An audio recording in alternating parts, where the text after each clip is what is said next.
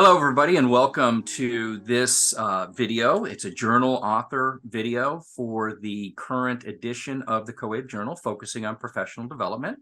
I'm Don Finn. I am a past president of COABE, and I'm pleased to serve as the editor of the COABE Journal. And today we are joined by Katie Edwards.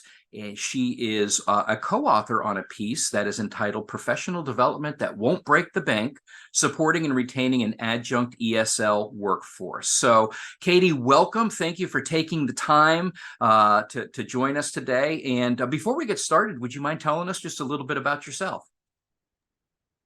Sure. Well, my name's Katie Edwards. I'm coming from Columbia, Maryland. I am one of the assistant directors of our adult education program at a local community college. Well, thank you so much. And, the COABE Journal really relies upon practitioners in the field to share insights and perspectives based upon their experiences. And so we're appreciative to you and Tamara for co-authoring this piece, talking a little bit about professional development that won't break the bank. And I will say that although you focus in on ESL, I think there are a lot of great principles here that the general readership can benefit from. So let me start off by asking you, why did you write this article for the COABE Journal? Yeah, that's a great question and a great point. We definitely come at it from an ESL perspective, but I agree that this is something that's going to be relevant for everyone. Um, so both Tamara and I started our experience at our college as adjuncts. And so we finding ways to creatively engage our adjunct instructors who have limited time and they may be busy, and also dealing with the realities of administration and the fact that, we have constraints like budget and time. So we also both still teach on top of our day jobs of doing administrative stuff.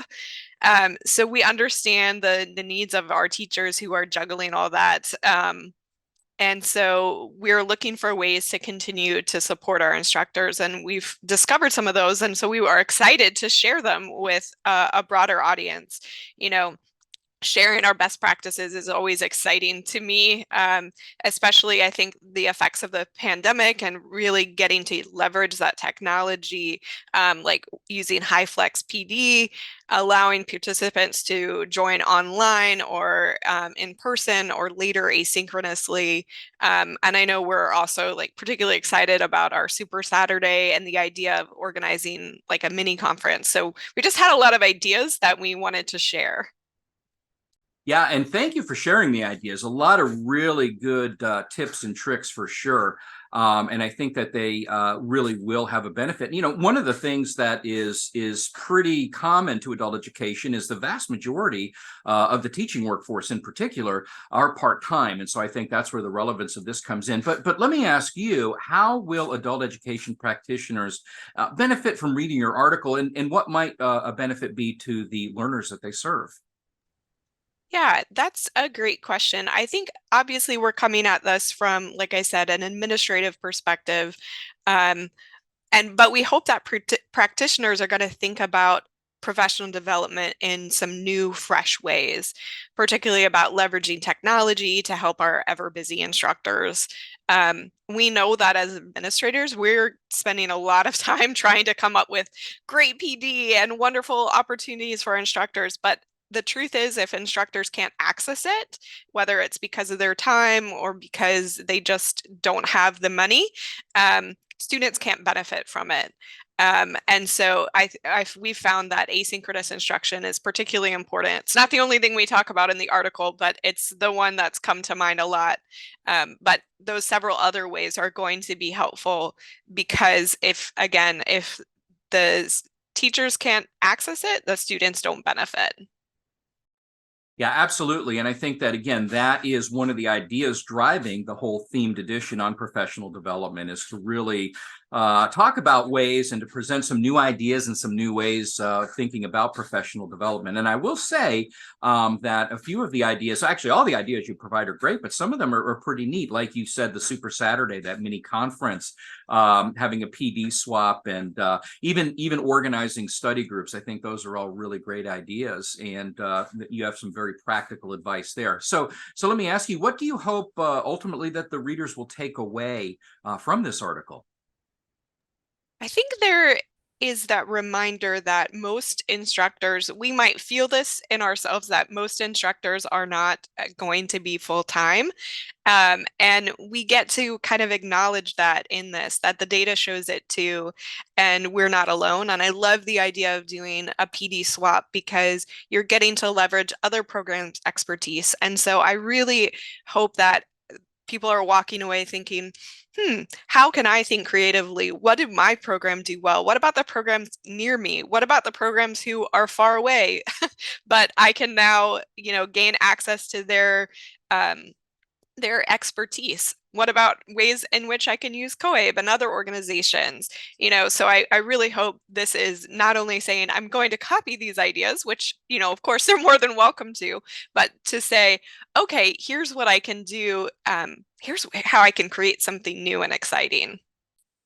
That's really great, and I will say that having tried and true methods and ideas to share, that's really at the heart of what we do. So we really appreciate that. So, in closing this out, do you have any additional comments or any perspectives that you'd like to share?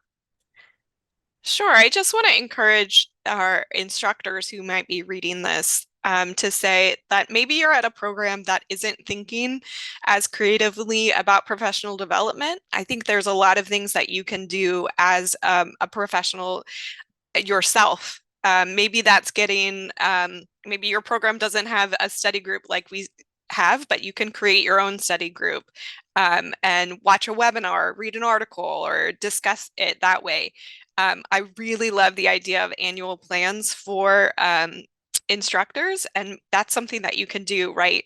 Asking yourselves, how do I want to grow as an instructor this year? Where are the areas of growth? Who are mentors, whether they're in person or remote, that I can look up to? And so I think that's the one thing I want to make sure that everyone's walking away from is, yes, this is great for administrators, but also for instructors as a whole.